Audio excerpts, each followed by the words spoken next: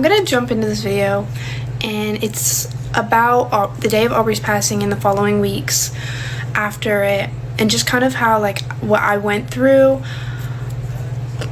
I've seen a lot of videos like this, and I just think that it's important to see, like, another perspective on things, especially, like, if you're going through that. Maybe this will help people.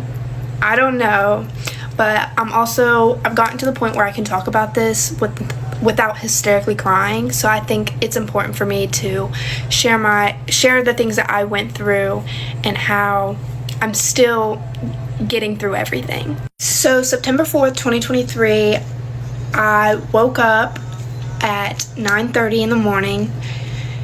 I had woken up and I'd gone to the living room to go fill my mom in on the night prior. I was at a birthday party, and I just wanted to tell her about it. It was just like any other morning. We didn't have school that day, so I had woken up, I'd gone to the living room to go fill my mother in on my night prior. I'd gone back into my room to grab my phone so that I could go and show her the pictures of the night, because I was at a birthday party.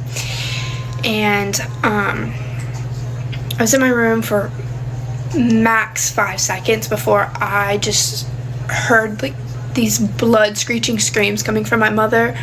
And I know y'all have seen the video of my mom finding Aubreigh's letters to us, and it's not even comparable to that. It was so much more intense, and immediately, like, I'm just rushing to go, like, find out what's causing my mother to scream like this. So I'm following the screams, and they obviously lead me to my sister's room, where I find my mom and my sister. And I don't really know if I was in shock or not, to be completely honest.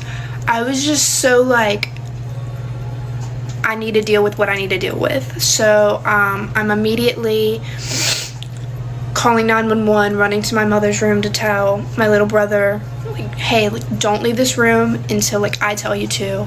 I'm on the phone with 911. I end that call. I'm calling my Uncle Jeff. I'm calling Nick.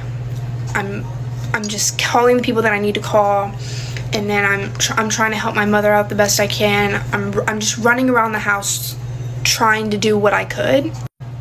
Finally, the firefighters were the first to get there. If you call, like, 911, they all come.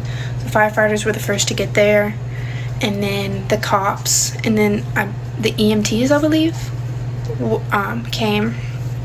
So they all got there, and at that point, I'm just hysterical.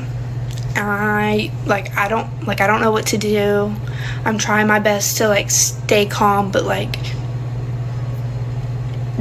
that's almost like the most impossible thing to do in that situation. So they're getting there, and I'm just like, do something. My mother's in the room with my sister, and I'm just a mess. Honestly, I'm like, that's the best way to put it. I'm just hysterical. I'm just begging them for an answer. I'm trying to figure out what's going on, like, save her, do something. So I don't know what you, like, call, like, the paramedics. They all, everyone's just inside, outside the house. It's just, it's crazy. And Nick had finally arrived, and I mean, I just broke down. Like, as soon as he got there, I'm just like, I really did try to hold myself together, and then the minute he got there, I'm just immediately a hot mess. I'm just bawling my eyes out. And at that point, we knew that Aubreigh had passed. So at that point, it was just, it all happened, like, time went by so fast for me. And so I'm a hot mess. Like, at this point, like, I know my sister's not gonna wake up, but I'm like, I need to check on my mom. I need to check on Riker. So I'm running back and forth between checking on my mother and going into her room and making sure that Riker's okay and that he doesn't need anything. And so while all of this is going on, I'm going outside. Like, I was just running around so much. I don't know why, okay? So I go outside, and I see that my Uncle Jeff had pulled up, and I've never like broke down like that in my whole entire life. Like he gets out of his truck, and I run and I just fall. It's like a scene you see out of like a movie. I'm just running and I literally fall in the grass, and he's like picking me up, and then he's crying, I'm crying, like I'm hysterical. I'm like, she passed away, I don't know what to do anymore. I'm a hot mess. So at this point, a couple hours, like I'm not gonna go into detail about every little thing, some of that is private. So at this point, a few hours have passed. We're all in the house, and we're just like kind of just trying to figure out how we're gonna tell Riker, because he still doesn't know anything that's going on. He hasn't even left my mother's room yet, and I'm gonna leave that up to like my mother to talk about.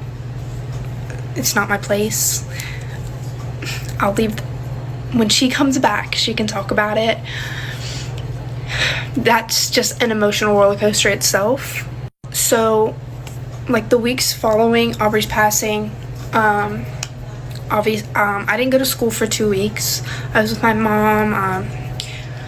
Went to my mom to like all of like the things for her funeral, like we and all of that. Helped her plan everything, and it was a beautiful ceremony. It was definitely it's still emotional, but it's not something easy to go through.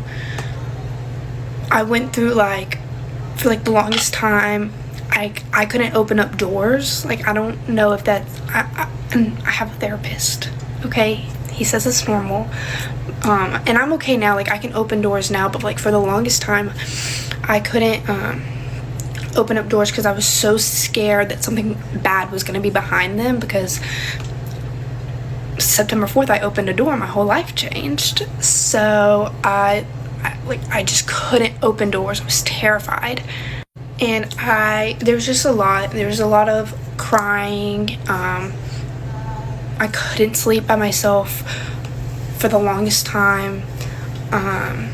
Like me, Riker, and my mom slept together for months. And I have like this amazing story, and obviously I've grown up Christian like my whole life, always going to church and stuff like that.